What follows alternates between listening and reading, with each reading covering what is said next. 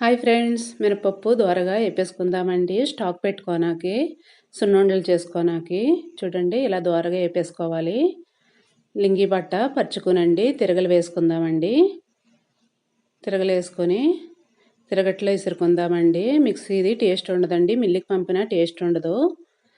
మనం కూడా ఇసిరితే హెల్త్కి మంచిదండి. బీపీ షుగర్ కూడా రావండి గమ్ముని. ఇలా చూడండి ఇంత దోరగా వేపుకోవాలి. ఇలా కొంచెం కొంచెం తీసుకొని ఇలా పోసేసుకొని బాగా మెత్తగా ఇసిరేసుకోవాలండి.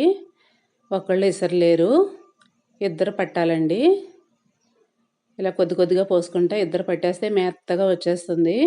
చాలా హెల్త్కి మంచిదండి, టేస్ట్ కూడా ఎక్కువగా ఉంటుంది. చూడండి ఇంత మెత్తగా పట్టుకోవాలి. పిండి జల్లెడ పెట్టి జల్లిచ్చేసుకోవాలండి మెత్తగా.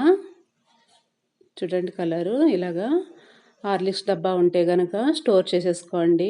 నెయ్యి ఒక గ్లాసు, బెల్లం ఒక గ్లాసు, పిండి ఒక గ్లాసు వేసేసుకుని లడ్డూలా చుట్టేసుకోండి.